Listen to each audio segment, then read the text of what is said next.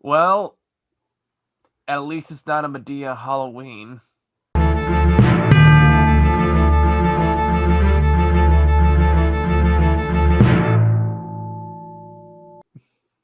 Alright, so, hello everyone.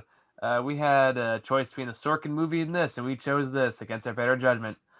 Uh, so, this is Hubie Halloween.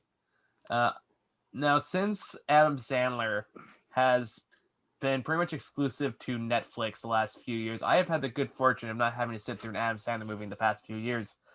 Um, and I'm sad that today broke that streak.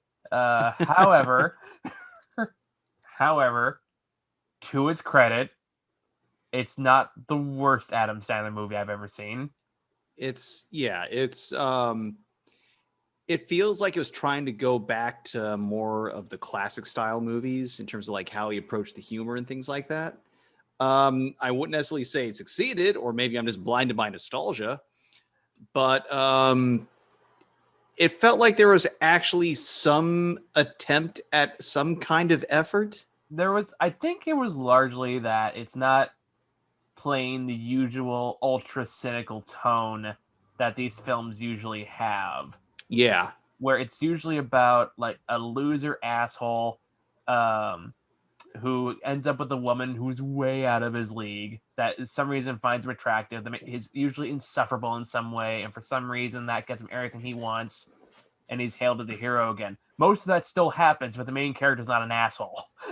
Yeah, so already major improvement. Yeah, and it's amazing how much you can tolerate when you change literally that one thing.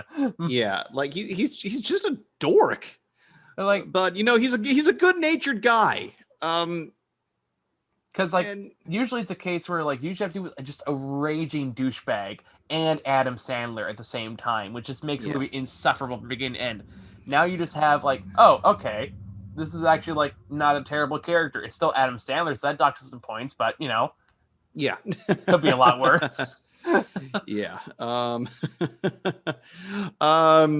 Yeah, I will say I was also surprised at the cast they had in this thing.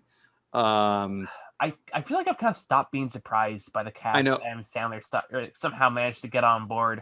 Yeah, because I mean he's got his usual accomplices. Like he's got Kevin James and Rob Schneider. Steve Buscemi's also kind of a frequent Adam Sandler person. Yeah, I've seen him every now and then because he's been around since Billy Madison. Yeah, like he does like the Hotel Transylvania movies. Right.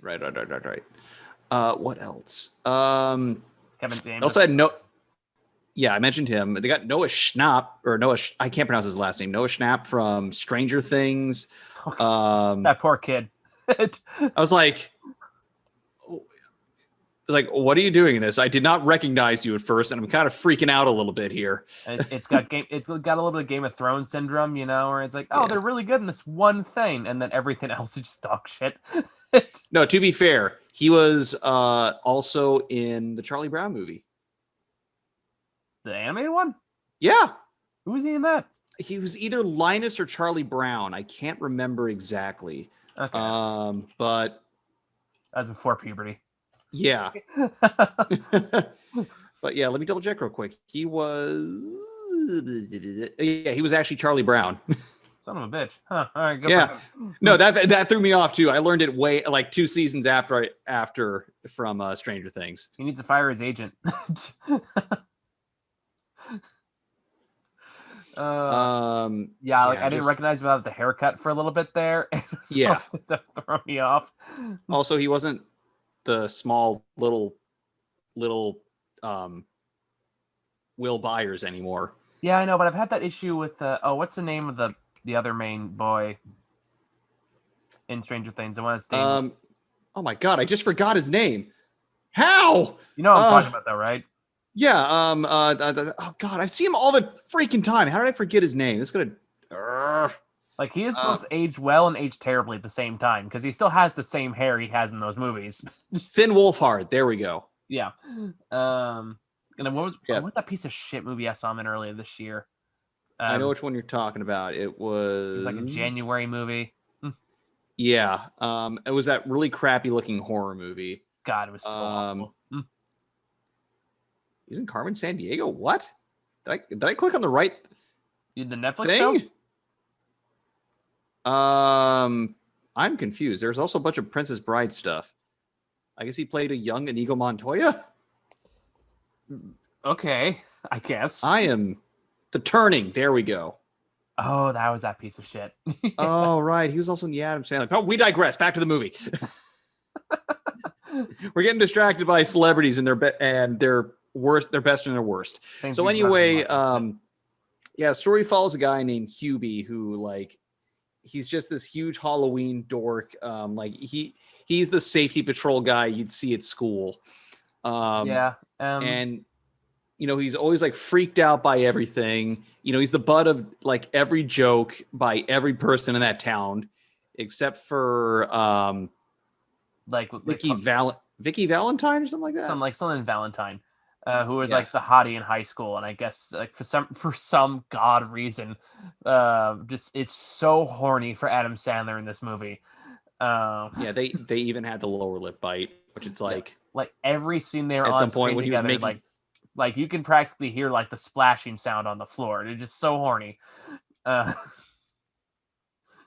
I don't get that visual. It's like Niagara Falls down there. Oh my god. Anyway, Splash Mountain. Anyway, I'm just thinking of pervy jokes. Anyway. Yeah. But yeah, for some reason it just absurdly attracted this man for reasons, mostly because it's an Adam Sandler directed movie, which is the same reason. Yeah.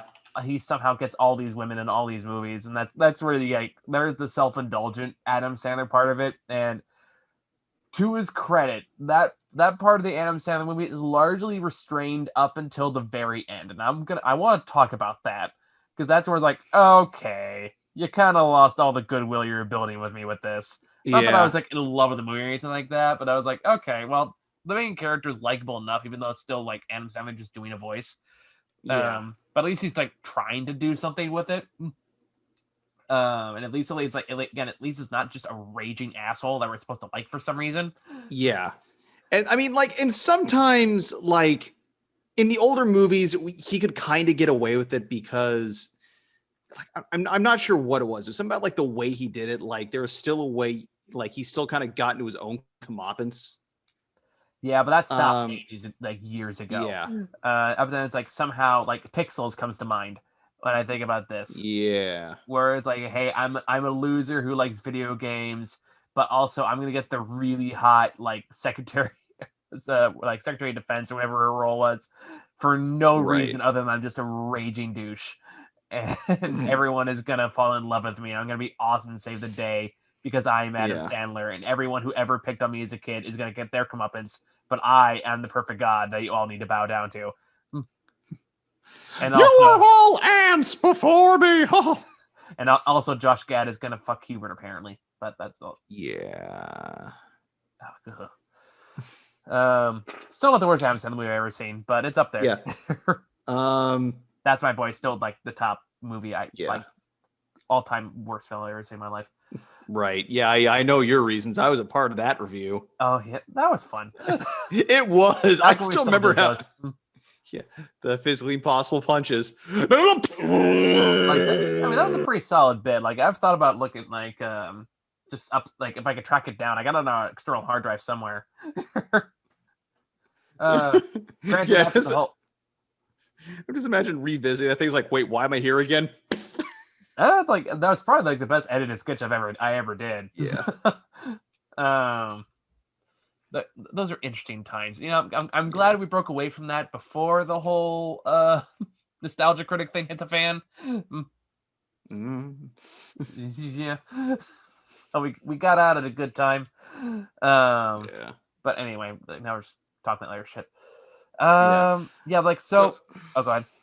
Yeah, I was just gonna say, yeah, in terms of like the humor in here, it's, you know, once again, it's not anything really that funny. Although I will say, I got a lot more chuckles than I expected. Yeah, like there's a few reoccurring gags here that were actually like, okay, like this has actually like the form of a proper joke, which I appreciated. Like the one you and I kind of kept both laughing at was there's ongoing joke wherever he's riding his bike down the street, people are just gonna just throw random shit at him that he always somehow dodges, and it just keeps escalating every time they go back to it. Yeah, The like it person's went like, from like eggs, and all of a sudden like a kid throws a random hand axe. It yeah, was just so like, what? yeah. And then later it turns like there's cinder blocks and like brooms and A tuba and a spear that's on fire. yes. So it's kind of like, okay, like this actually has like the construct of a good joke that like that's fast enough to actually work and be unexpected, but they don't Yeah. do enough times that they run it into the ground. So like, okay, that was actually a good recurring joke that they Yeah. actually went with. Yeah. Um, there's also a bunch of other traditional Adam Sandler jokes that don't work. Like there's a bunch of poop jokes and a lot of pee jokes and not as many dick jokes as I was expecting, although there's still a fair few. Yeah. So Um, restraint? Question mark. there's also a really funny reoccurring gag. I think it was also because of the delivery of Maya Rudolph. Was there's some joke where she and her husband are like Tim Meadows are there, or played by Tim Meadows. Might as well just call him Tim Meadows. Yeah, and they're constantly doing like this. Oh yeah, Mr. and Mrs. Hennessy, that's what it was.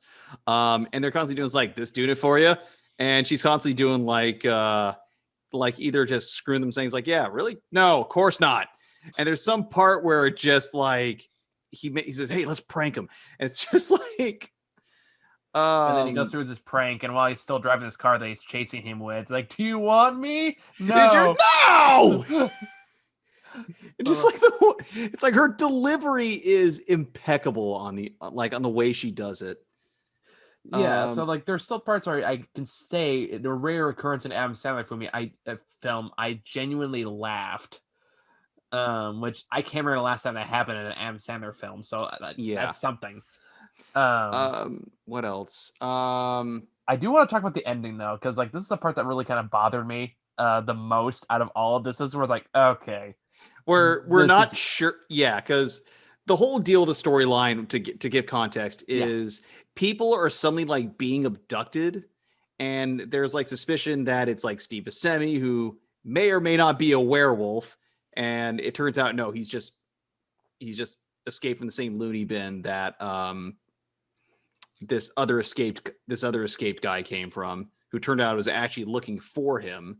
Also, speaking of older Sandler movies, I have to say I was surprised by the cameo by Ben Stiller in the beginning, playing the exact same character he played in Billy Madison, not Billy Madison, Happy Gilmore. Yeah. It's like, I remember that. Better times. Yeah. So anyway, there's this huge suspicion where it goes from them. It's like, no, it's not. It's like someone's like giving all these things, like these phone calls. I just noticed what the hell my username is on here. And it's like, but then it's like, no, it's someone else. Someone else been like making all these phone calls to the radio station that may be the person's actually doing it. So they think it's that Vicky Valentine woman. And it's like, no, wait, it's not her.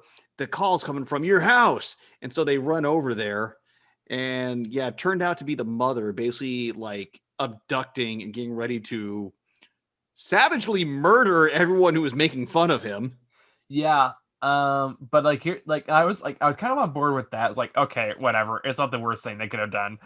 And they kind of go through with all of this, and of course he has the heroic moment. But the part that killed me was the part where they actually go into like why are you so mean to him? Why are you so mean? Are you all just insecure?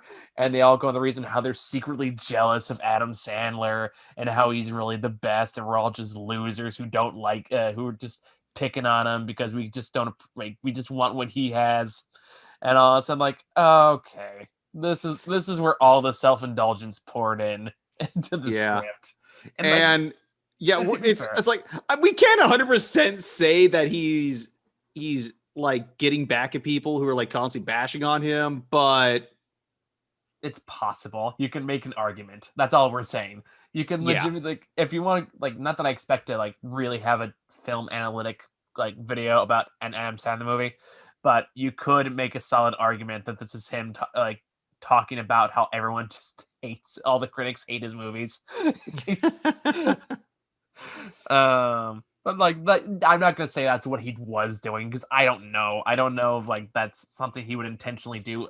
Adam Sandler is not known for subtext, so I'm not exactly gonna like give him that much credit. And I don't even like. I don't even hate Adam Sandler as a person. I feel like I should clarify that because I do shit on him a lot. Uh, like everything I've heard about him just shows like he's the nicest fucking guy in the world in real life. Yeah. But his films just reek of self-indulgence. And I was like, this is the first movie in a while. It's like, okay, it's not that bad. But then it's all just saved in those final moments where somebody says, like, he says such big words, he's so smart, or he has such luscious hair, or he makes me kind of horny.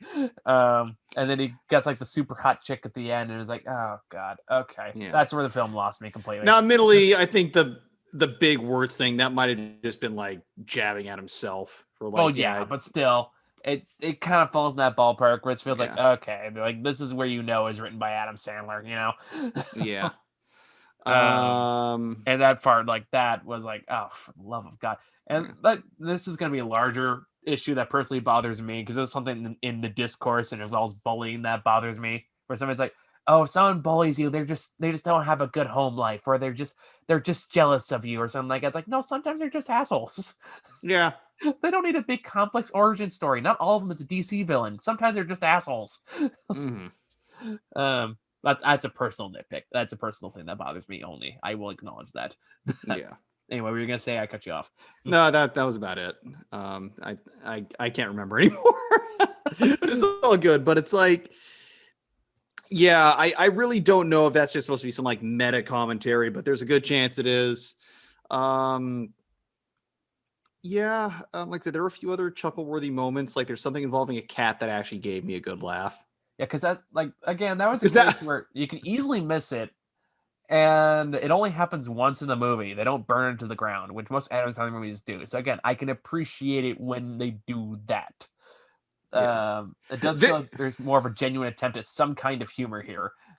Yeah, because like there's some part where like the Vicky Valentine line makes just like, it's like, I can beat you to death with that cat. I will do it. And you just see, because like after this one person was like kind of calling Hubie an a-hole. Yeah, because Hubie saves a cat from being run over by a car, gives it back to the owner, starts giving him shit. And then the Valentine woman walks up and says, I will beat you to death with that cat right now. And then it switches to them. And it was just, I'm not sure if it was like legitimately funny or more like just a what the fuck. But both this woman and the cat are, especially this really fake CG, like bug-eyed jaw drop thing. And again, like the best jokes in this movie are the ones that are just blink and you miss it, not like the ones it draws active attention to. Yeah, like the last swing of the throwing stuff at him bit is just when two guys dressed up in bear costume just come out of the bushes and start chucking things at him. They don't come back. They're never referenced again. They're never explained. It just happens and it's gone. And when he does stuff like that, the jokes actually land. Which is weird because we constantly talk about it's like these jokes need to have a punchline. Yeah, but they show how like sometimes you can do just like random what the hell properly if you just like, with that right rapid fire pacing, kind of like what you'd see in a lot of the like the Lord and Miller animated movies, for example. Like that. That's kind of what I was thinking too. Or like you don't focus on the punchline so much that it loses any impact it might have had. Yeah, like the whole thing with Shaq being in there. Like with Shaq being in there, or the other one was like when they had like Steve Buscemi thinks he's a werewolf and he's like shitting on newspapers in the basement. And they said, like, oh, those are big turds on the newspaper. Or however he talks in It was something like, do you have a dog down here? You just sees like giant craps in the newspaper. A big dog? Well, not even that. Like, even if it stopped there, at least I would have a punchline to it. But then you see Steve Buscemi in the basement later on, and he goes like, "Did you poop? Did you poop on the newspaper over there?" It's like, "Did you get it? We had a poop joke a few minutes ago." Yeah, that kind of schlock. That's usually what Adam Sandler does. And those are the ones jokes he milks. Yeah, to fucking death. Again, as far as Adam Sandler movies go, there are a lot worse out there. Yeah. Yeah, another thing I will say is kind of weird, just not weird, but there's definitely a lot of subplots. It was like, what was the point of all this? Like, to be fair, the characters weren't, bad or anything. Like Noah Snap, who's like the son of Vicky Valentine's character, like having his little romantic subplot with this other character. It's like, then it kind of go nowhere. Yeah. Yeah, it's like they're likable, and I will admit they had a little bit of charm together. Like they had some decent chemistry. And also, we were both in agreement. It was cool that his Tin Man costume, you could open up the heart and there were Kit Kat bars stored inside. It's like, fuck yeah, I would have that everywhere if I could. damn, I wish I did that as a kid. That would have been awesome. I know. God, I miss Halloween this year. This year took Halloween. I'm so pissed. No, you can still trick or treat. I mean, if everyone has to wear masks, that makes it the perfect freaking holiday. Halloween's one of the few times I actually let myself go out to like in Yeah. costume and stuff like that, but now I can't do that anymore. So now I have to be like the safe, responsible one. Yeah. I know. Yeah. It's all right. Meh. Happy birthday to me. But yeah, I don't really have a whole lot else to say about this. Yeah. Like if I have to rank this on like from like the worst Adam Sandler movies I've had to sit through doing this show, this would probably be like as far as like best Adam Sandler movies I've ever reviewed, this is probably like the best I've seen, which is sad. Oh wow. Yeah. Oh my. Because everything else just made me angry. This made me like, all right, like mildly amused. So I was like, I'll Yeah. take that any day. Yeah. And I'll take that or having to sit through another goddamn Madea Halloween movie. Yes, I will fully agree with that. Because to borrow a joke from South Park, say what you want about it, but the son of a bitch knows story structure. Mel Gibson? Yeah. Oh, yeah. Just connecting that to Adam Sandler instead. He does most of the time. Yeah. What else? Yeah, this is kind of like in the middle on the slightly lower end, but like if I give it a score, I'd give it like a solid C minus D. Yeah, I'd say it's a 4, maybe 5 out of 10 for me. I would agree with that. Like if I'm being super generous, I may give it like a 6, but it's only for like you're a hardcore Adam Sandler fan. Yeah. If you are, then you might actually get a good kick out of this because, like I said, this feels more like an attempt to a return to form. Like, and I really appreciated that. Like there was definitely, it felt like there was more effort this time put into this. Yeah. I can see that. So yeah. If you like, D for quality, but B for effort. Considering I've given like every Adam Sandler movie just a hard, hateful, angry review, the fact I'm giving this one a pass should tell you something. Yeah. It's this is to Adam Sandler what 13 Hours was to Michael Bay. Oh yeah. Asterisk for an Adam Sandler movie. Oh yeah, I forgot that Michael Bay 13 hours.